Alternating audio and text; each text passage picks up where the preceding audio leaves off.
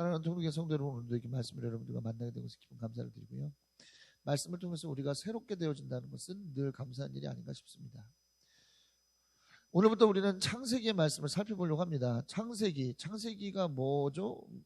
예, 세상을 만드신 이야기입니다. 세상을 창조하신 이야기가 바로 창세기예요.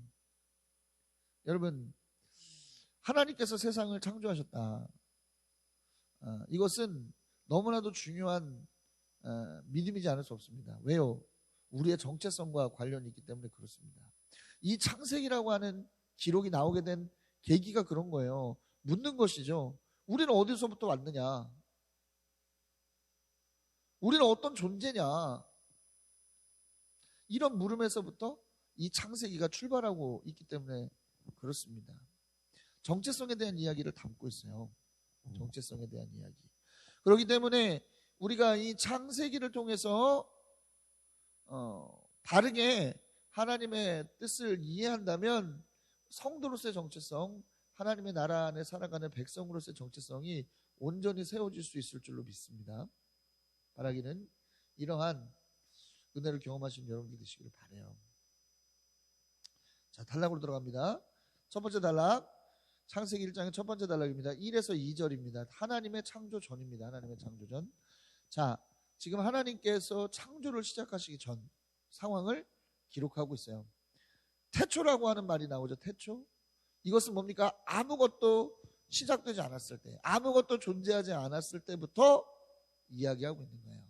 바로 그 순간에 하나님이 천지를 창조하셨다 말씀하고 있는 거죠. 여러분, 아무것도 없을 때, 존재하지 않았을 때부터 하나님은 존재하셨어요. 그리고 그 하나님께서 모든 것을 창조하셨습니다. 이게 중요한 선언인 거예요. 자, 정체성에 대한 물음에 대한 답으로 첫머리부터 선언하는 게 뭐예요? 하나님이 아무것도 존재하지 않을 때부터 계셨고 그분이 모든 것을 창조하셨다라고 선언하고 있는 겁니다. 왜 이게 중요하죠? 왜 이게 중요하죠, 여러분? 너무나 중요하죠. 우리가 어디서부터 왔느냐, 이 세상의 모든 것이 어디로부터 왔느냐에 대한 명확한 답이지 않습니까? 이 세상에 존재하는 모든 것, 여기에는 우리도 포함됩니다. 이 모든 것은 어디서부터 온 거예요? 하나님으로부터 온 거예요. 우연히 온 게 아닙니다. 우연히 생겨난 게 아니에요. 하나님께로부터 왔다는 것은, 그죠? 모든 것의 주인이, 심지어 우리의 주인이 누구라는 것을 알 수 있는 거예요? 하나님이시라는 것을 알 수가 있습니다. 왜요? 만든 것에 권리가 있잖아요. 만든 사람의, 또 만든 제작자에게 모든 권리가 있는 거 아니겠습니까? 그렇기 때문에 우리는 주인의 뜻에 따라 하나님의 원리와 하나님의 방법대로 삶을 살아가야 되는 거예요.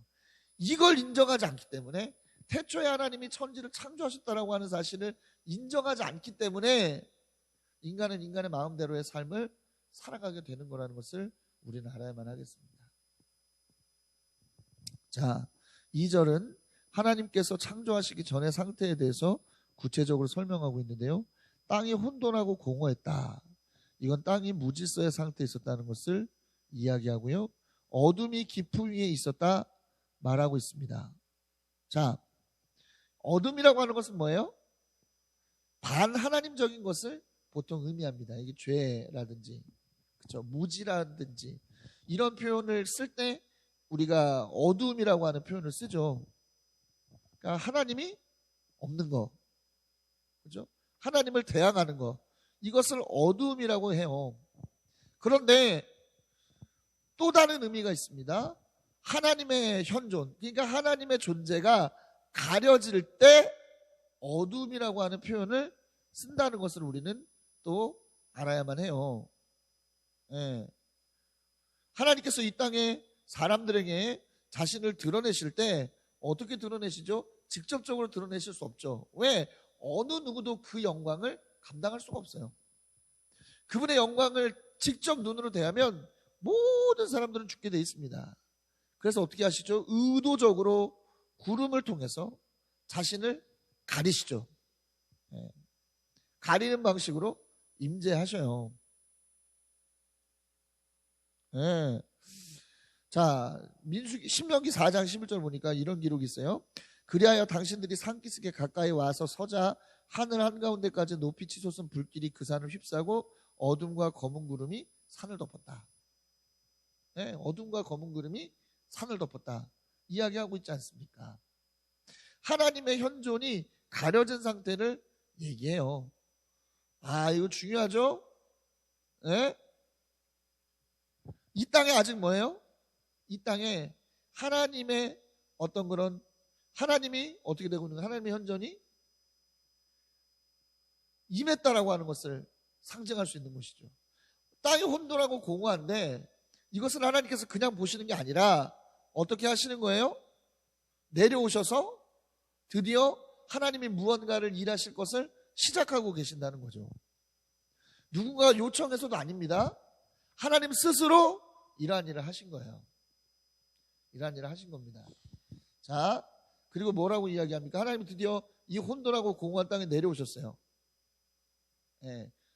그리고 또 뭐가 있습니까? 하나님의 영이 깊음 위에 있다. 하나님의 영이 물 위에서 움직이고 있다. 말하고 있어요. 어둠이 깊음 위에 있다고 얘기하는데, 자, 이 깊음 위라고 하는 것은요, 깊은 물을 의미합니다. 물. 자, 물이라고 하는 것은, 깊은 물이라고 하는 것은 사람이 마시면, 사람이 거기에 빠지면 목숨을 잃게 되지만 어떻습니까? 고대 근동같이 물이 부족한 국가에서는 이 깊은 물을 통해서 뭘 얻는 거예요? 생명을 얻죠. 생명을 얻습니다. 하나님께서 이 땅 가운데 내려오셔서 뭡니까? 비로소 이 땅에 생명이라고 하는 것이 나타나기 시작하는 거예요.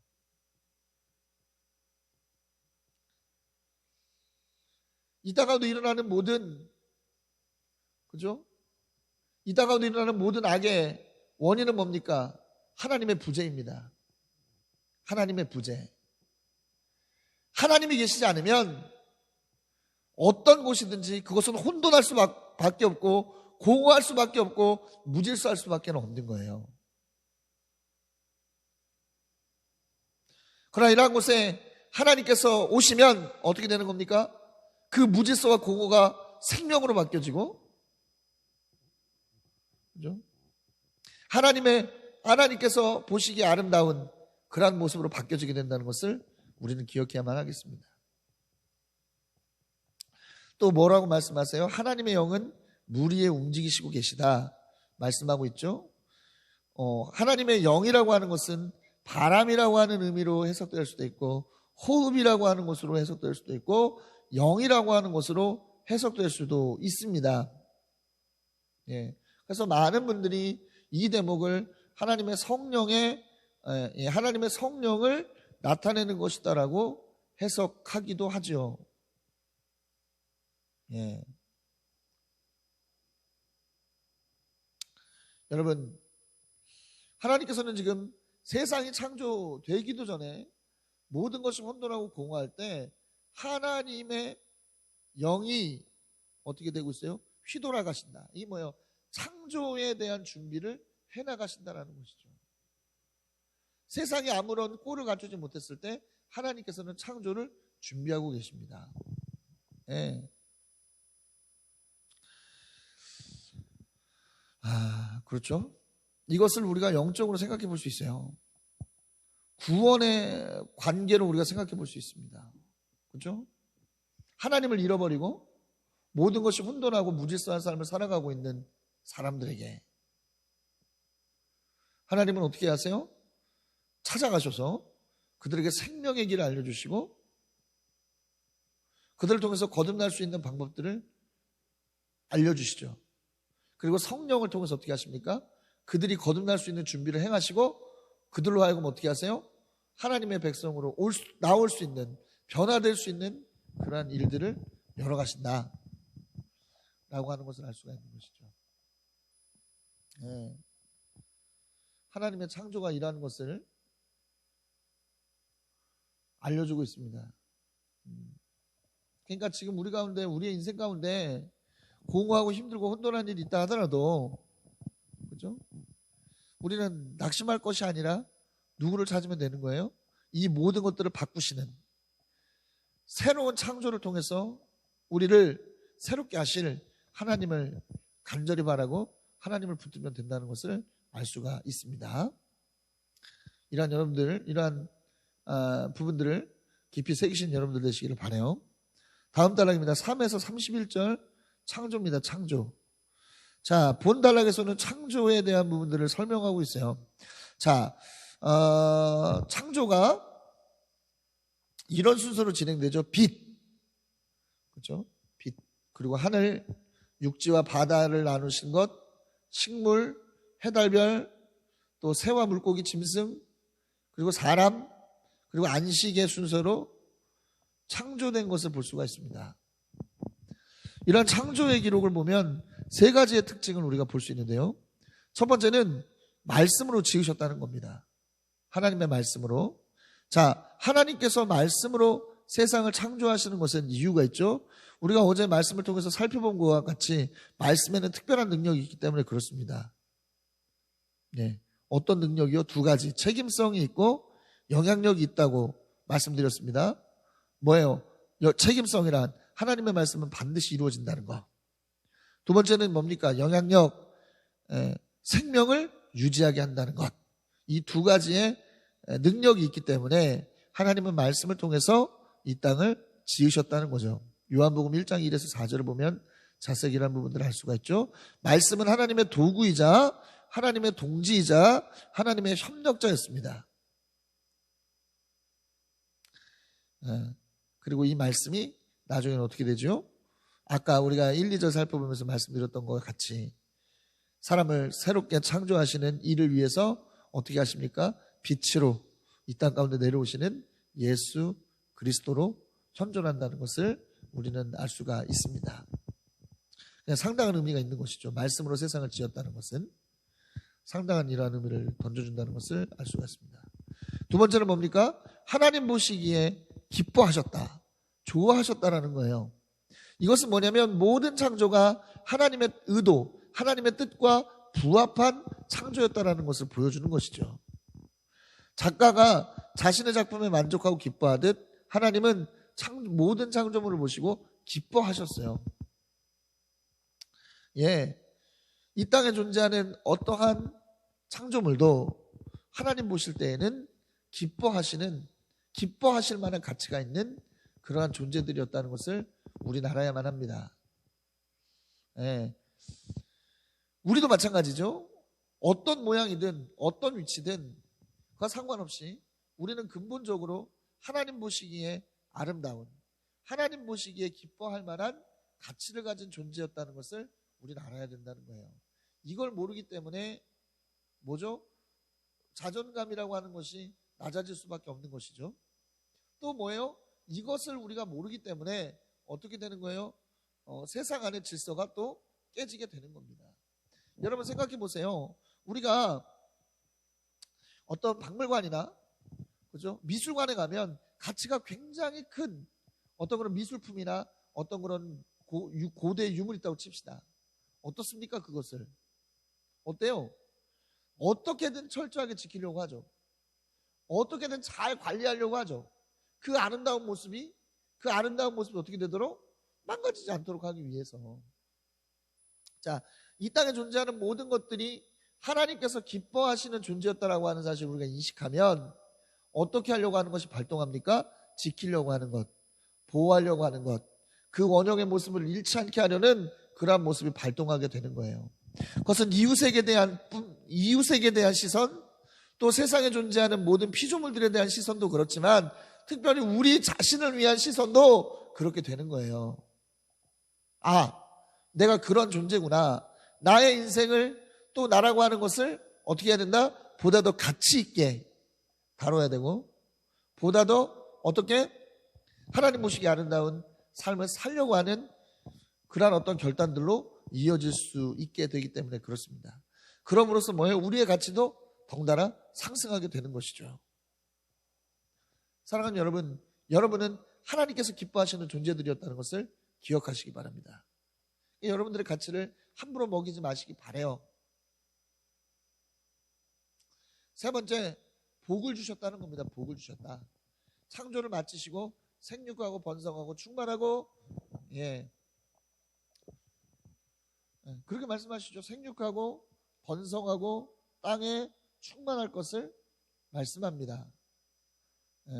이건 어떤 생물들을 만드시고 그렇게 말씀하셨어요. 새와 물고기 만드시고 나서 그런 말씀을 하셨고, 또 땅의 생물을 만드시고 난 뒤에 그런 말씀을 하셨습니다. 그런데 그렇죠. 그래서 뭐가 있는 거예요? 생육과 번성과 충만을 위한 욕구가 모든 피조물들 가운데는 있는 거예요. 이건 하나님의 뭡니까? 너무나 당연한 하나님께서 주신 축복이기 때문에 너무나 당연한 가치인 것입니다. 그렇죠? 그렇기 때문에 뭐예요? 철마다 짐승들은 철마다 하나님께서 주신 피조물들은 어떻게 합니까? 자손을 번식시키기 위한 노력들을 하죠.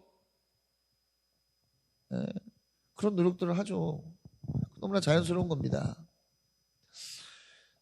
그런데 유독 창조문들 중에서 사람만 이러한 하나님의 축복을 거부하면서 살아가요. 의도적으로 비혼주의가 늘고 있고요. 또 자녀를 낳지 않는 딩크족들이 늘어가고 있습니다.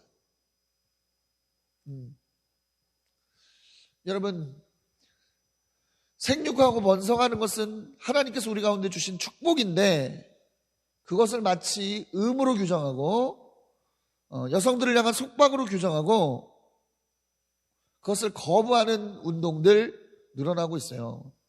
이건 참으로 위험한 발상입니다. 우리 성도들은 이러한 세상의 철학과 이야기에 우리는 반대를 해야 돼요. 왜요?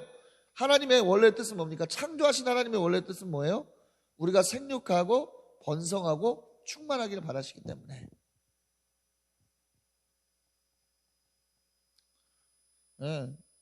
여러분 승리하십시오. 결혼하시고 또 자녀를 위해서 하나님 주신 아름다운 자녀를 위해서 기도하세요. 그리고 그렇게 하나님께서 주신 우리의 사명에 충실하는 것이 하나님께서 바라시는 본래의 목적이라는 것을 여러분 기억하시기 바라겠습니다. 또 한 가지가 있습니다. 하나님께서 이렇게 축복하셨기 때문에 잘되고 번성하고자 하는 것은 너무나 자연스러운 인간의 마음이라는 거예요. 그러나 하나님께서 정하신 질서를 벗어난 욕망은 경계해야 되죠. 이러한 그렇죠? 경계를 위해서 세운 사람이 뭐다? 세운 존재가 뭐다? 인간이라는 것이죠. 인간. 하나님께서는 어떤 인간에게 축복하셨습니까? 살아 움직이는 모든 생물을 다스리라. 다스리는 권세를 주셨죠. 이것은 다스리라고 하는 것은 압제하라는 게 아니라 괴롭히라는 것이 아니라 뭘 하라는 거예요? 이 땅의 관리자로서 관리자의 역할을 온전히 다 하라는 겁니다. 그런데 이 땅에는 인간만큼 탐욕스러운 존재가 없어서 인간으로 인해서 많은 피조물들이 고통을 당하고 있죠. 이러한 일에 좀 뭐라고 해야죠? 관심을 좀 가져야 됩니다. 이러한 일에 인간의 그리고 또 이 땅을 위해서 기도해야만 합니다. 욕심을 내려놓도록. 하나님께서 욕심을 부리라는 얘기가 아니에요. 하나님의 축복과 욕심은 종이 한 장 차이인데 하나님은 욕심을 이야기하시지 않습니다. 하나님의 축복은 욕심하고 같은 말이 아니에요. 우리의 양것이 아닙니다. 하나님 우리의 양것 주세요! 이게 아니라 뭐예요? 하나님의 뜻하신 만큼 그 포인트가 중요한 겁니다. 하나님께서 뜻하신 대로 그 포인트가 중요한 거예요. 하나님께서 이 땅을 창조하시고 생육하고 번성하고 충만한 어떤 그런 축복을 주신 것은 파괴적으로 그 모든 것들을 가지려 하는 정복자적인 시선으로 모든 것들을 가지려고 하는 그러한 충만을 말씀하시는 게 아니라 하나님께서 기뻐하시는 원래 창조의 어떤 목적에 부합하는 어떤 이 땅이 되도록 특별히 창조하신 인간이 보다 더 큰 책임감을 갖도록 하신 것이 하나님의 의도라고 하는 것을 여러분 기억하시기 바라겠습니다. 그렇기 때문에 우리는 어디서든지 이러한 책임성을 다하는 성도들이 되어야 되고 존재들이 되어야 할 것이라고 생각합니다. 이러한 여러분들 되시기를 그리스도인으로 강력히 축원합니다. 자, 우리가 마무리하기 전에 사람에 대한 부분들을 조금 더 살펴볼 필요가 있습니다. 하나님께서는 다른 피조물들을 창조하셨는데 특별히 사람을 더 신경 써서 창조하신 것을 볼 수가 있어요. 물론 2장에 가면 더 자세하게 인간에 대한 특별한 창조의 어떤 모습을 볼 수 있는데 1장에서도 충분히 이러한 부분들이 드러납니다. 자, 볼까요? 어떻게 창조하셨습니까? 26절, 27절을 보니까 하나님이 말씀하시기를 우리가 우리의 형상을 따라서 하나님의 모양대로 우리의 모양대로 사람을 만들자. 그리고 그가 바다의 고기와 공중의 새와 땅 위에 사는 온갖 들짐승과 땅 위를 기어다니는 모든 길짐승을 다스리게 하자 하시고 하나님이 당신의 형상대로 사람을 창조하셨으니 곧 하나님의 형상대로 사람을 창조하셨다. 하나님이 그들을 남자와 여자로 창조하셨다 말씀하고 있어요.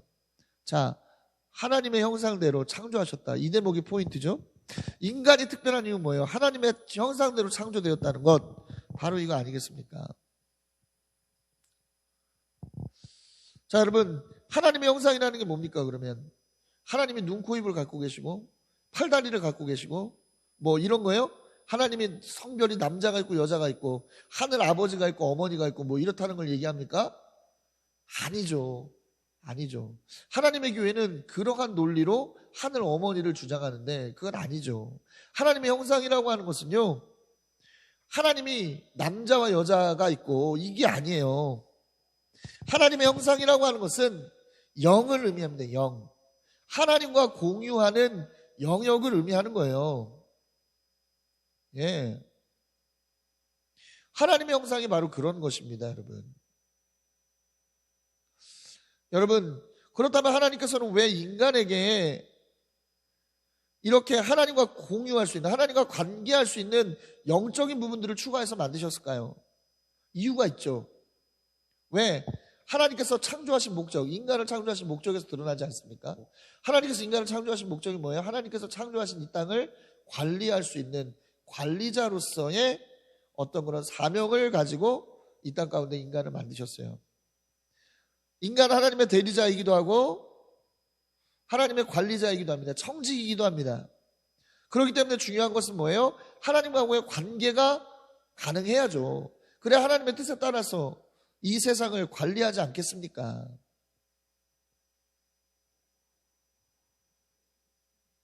예.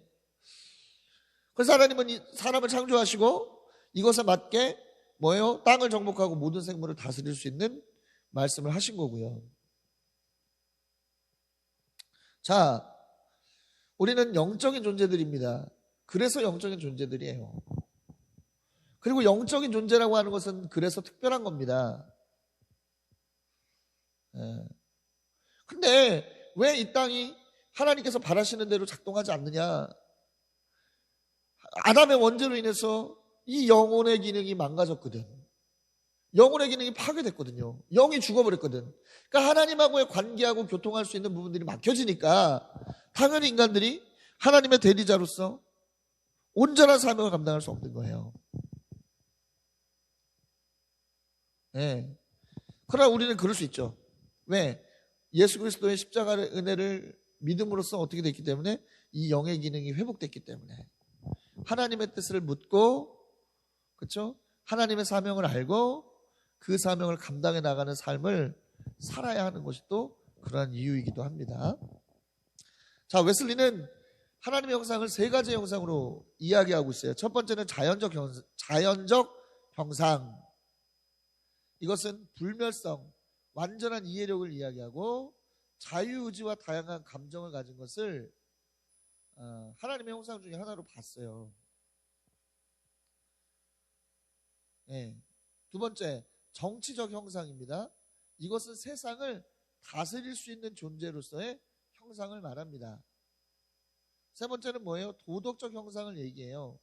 참 의로움과 거룩함. 하나님 사랑과 이웃 사랑을 온전히 행할 수 있는 그 형상을 의미합니다. 이것이 바로 영혼의 구체적인 모습이라고 설명하고 있는 거예요. 이 세 가지의 형상. 그런데 죄로 인해서 뭐예요? 이게 다 깨져버렸지. 그래서 어떻게 합니까? 자연적 형상으로는 하나님을 따르는 게 아니라, 하나님을 따르는 길을 가는 게 아니라 세상을 따르는 길로 가고 마귀가 원하는 바를 향해서 가는 길로 가는 거고, 정치적 형상으로는 세상을 어떻게 하죠? 다스리고 세상을 잘 하나님 보시기 아름다운 모습으로 갖고 가는 그러한 사람들로 세워지는 것이 아니라 뭡니까? 파괴하고 망가뜨리고 무너뜨리는 존재가 되잖아요. 이건 뭐 세상뿐만 아니라 세상 질서가 지금 엉망이잖아. 세상 질서가 엉망이지 않습니까? 아까 우리가 잠깐 예를 들었던 그런 어떤 하나님 생육 번성 충만이 하나님의 뜻인데 이것을 정면으로 거스리는 철학들을 막 만들어내고 있고요. 또 뭐 하고 있습니까? 동성연애에 대한 관대함,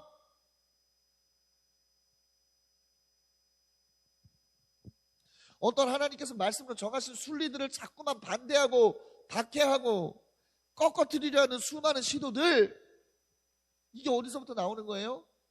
하나님의 정치적 형상을 잃어버린, 하나님의 이 형상을, 하나님께서 주신 이 형상을 잃어버린 인간의 어떤 죄로부터 나오는 거 아니겠습니까?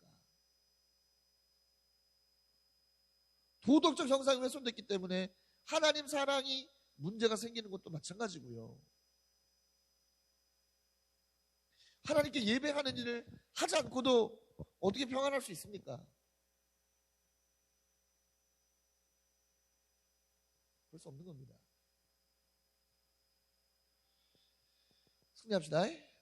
승리합시다.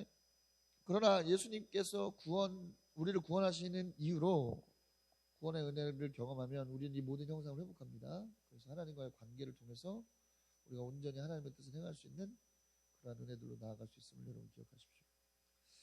자, 오늘은 1장을 살펴봤어요. 여러분, 창조를 바르게 이해할 수 있는 사람이 바른 정체성을 가질 수 있습니다. 또 하나님의 축복을 바르게 이해할 수 있고 누릴 수 있는 거예요. 창조를 바르게 이해하십시오. 모든 것은 하나님께로부터 비롯되었습니다. 우연히가 아니에요. 하나님께서 만드셨습니다. 또 우리도 우연히 태어나는 것이 아니라 뭐예요? 하나님께서 주시는 막중한 책임감, 막중한 목적 속에서 태어났다는 것을 여러분 기억하시기 바랍니다. 우리에게는 그렇기 때문에 뭐예요? 각자마다 하나님께서 부어주시는 분명한 사명이 있고 분명한 뜻이 있어요. 이것을 왜 모르느냐? 하나님께서 우리에게 주신 하나님의 형상을 잃어버렸기 때문에 회복해야만 한다라는 것을 아시고, 또 그리고 이 땅의 모든 가치가, 모든 존재들이 같이 있을 수 있는 것은 바로 이렇게 하나님께서 창조하셨기 때문이라는 것을 우리는 알 필요가 있습니다. 바라기는 이러한 이해 속에서 여러분들의 가치 제대로 알고 제대로 삶을 누리시는 여러분들 되시기를 그리스도의 이름으로 강력히 축원합니다.